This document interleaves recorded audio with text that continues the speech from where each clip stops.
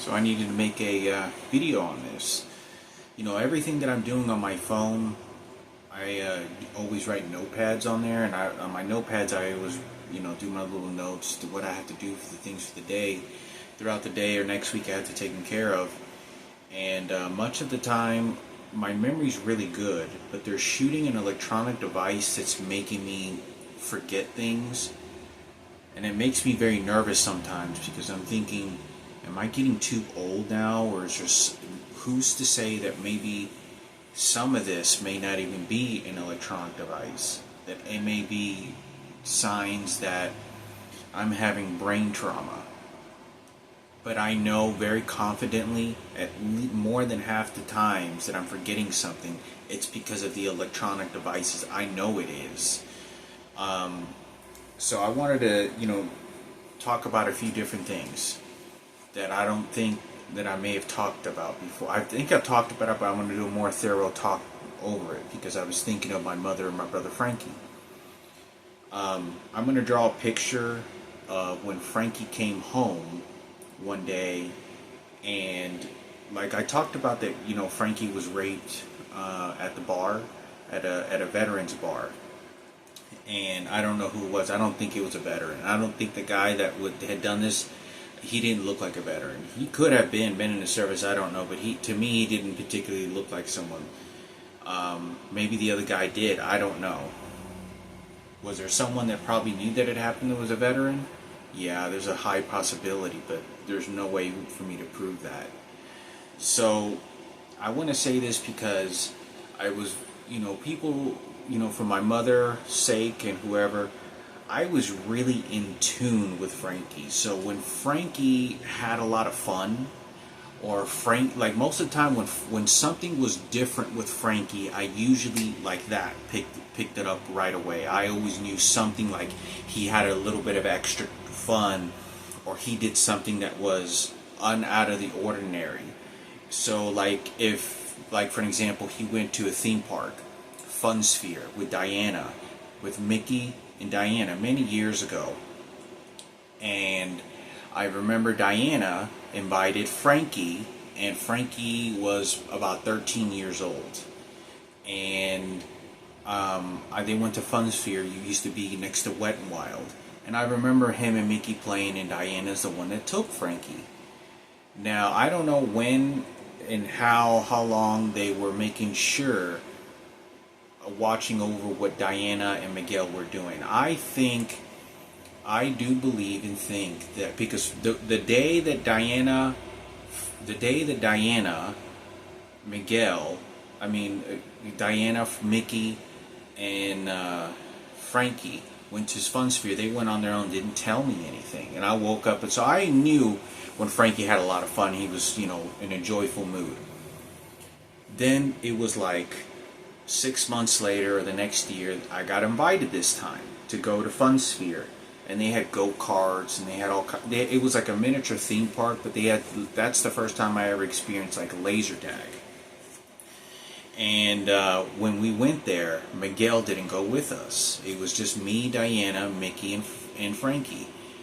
And Diana paid for it. She paid for all our entries. But I wanted to say this because something was very suspicious when we were playing laser tag. And there was something that was going on with Frankie. I don't know how in the world we go to a theme park, nobody would have known anything. Because when I look back to see how people were behaving toward Frankie, I was always in tune with this type of stuff, like frequently. People think that, oh, he was just my brother in the corner. No, when he had extra fun, like when there was something odd about him, that something went off, like an emotion or something, I knew. He wouldn't tell me, but I knew, and I would say something. So, it's the same thing. Like if something happened to me, like Frankie was sort of in charge of the house at times, and Frankie, like when somebody knocked on the door and there was an adult or something, I'd go get Frankie. Hey, Frankie, there's some guy asking about whatever. So he was sort of a protector in our house. And I say this because I think it's important when I look back at the expressions it's really vague for me to be able to draw pictures.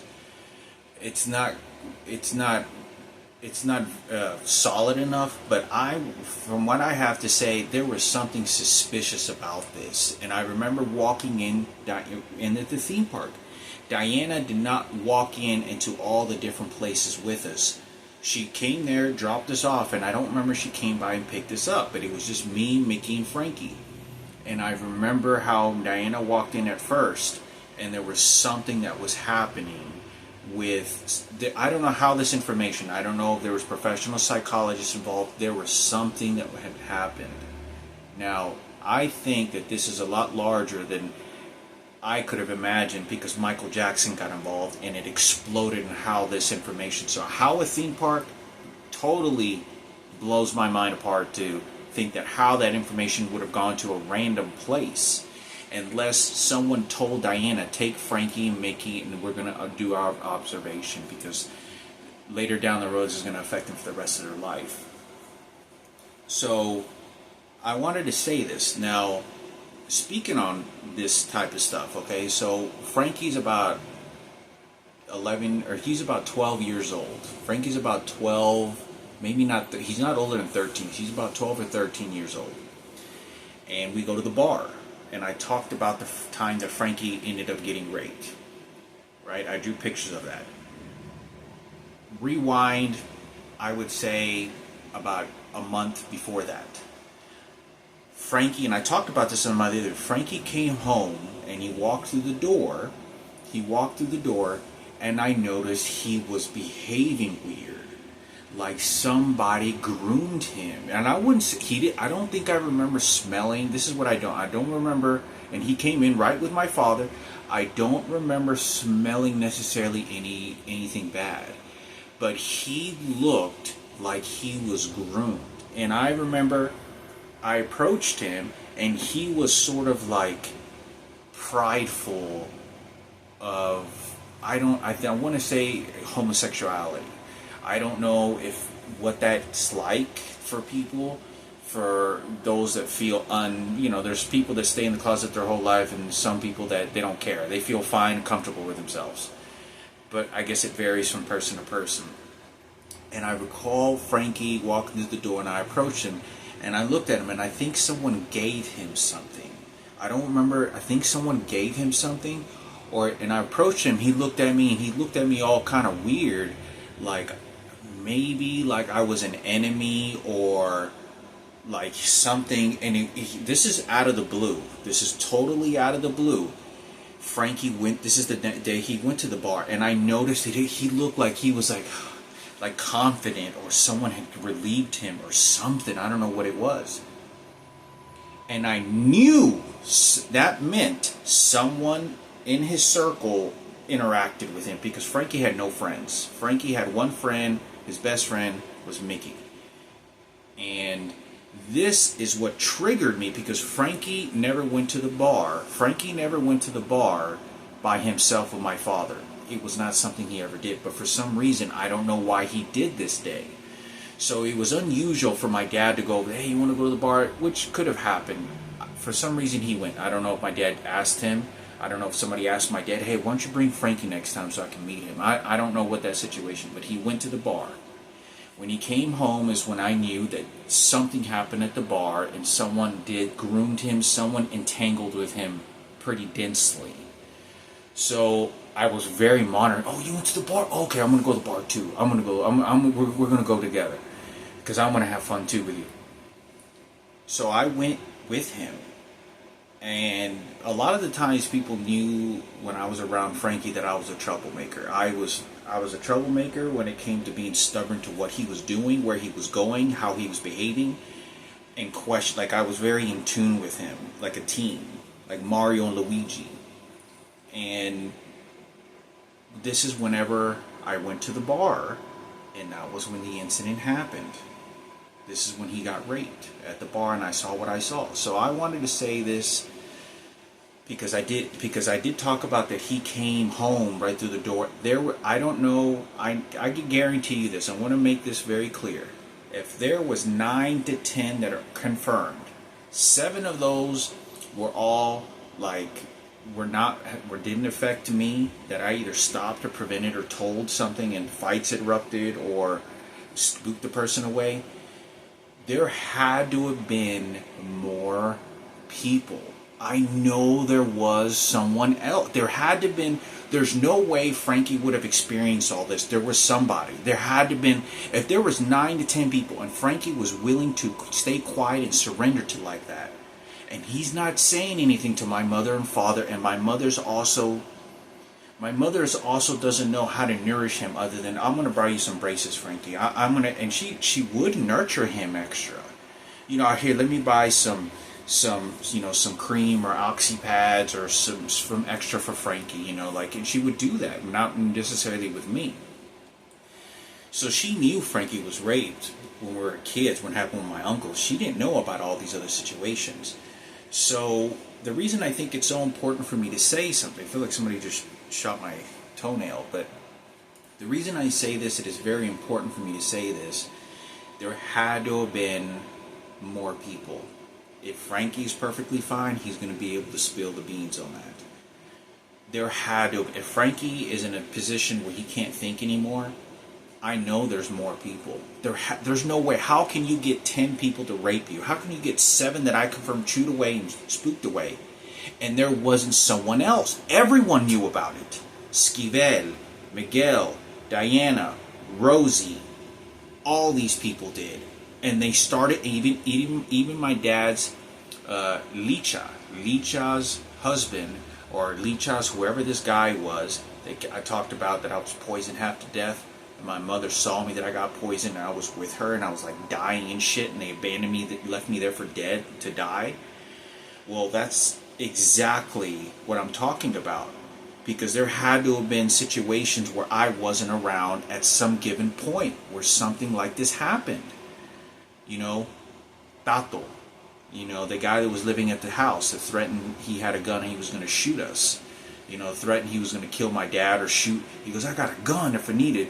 Like he was going to kill the family. And this is when Frankie was kind of sniffling cries in the car, and he says, thank you, Hector, for saving my life.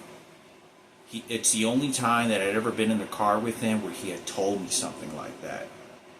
And he was spooked. I don't know what this particular person did, but this is where he vocally did tell me, thank you, Hector, for saving my life.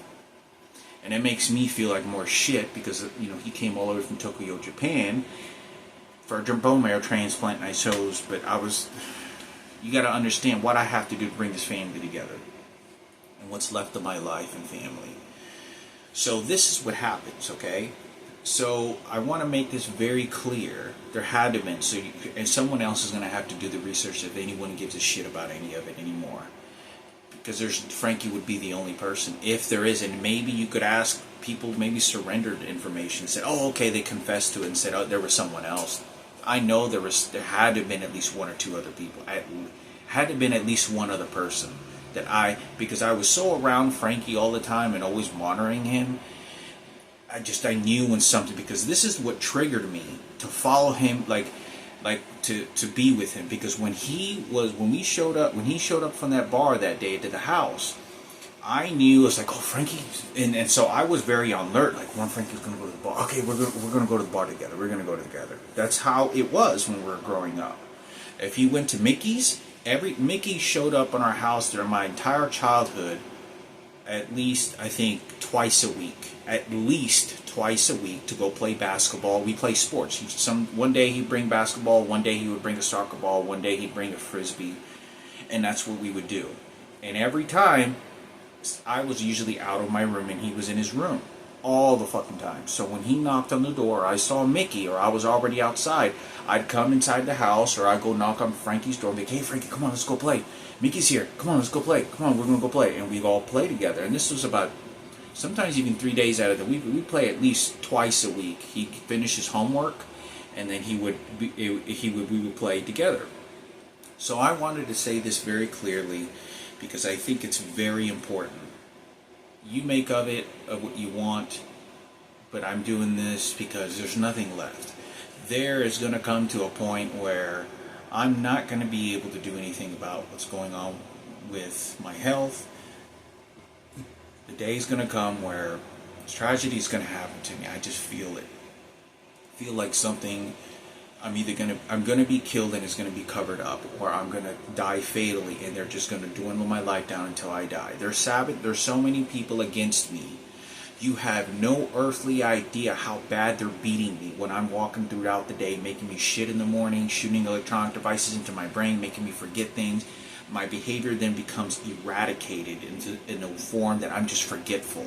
And I'm just moving like a zombie, and I'm playing video games, or I'm trying to take care of a task, simply wash dishes or something, and I can't take care of that task.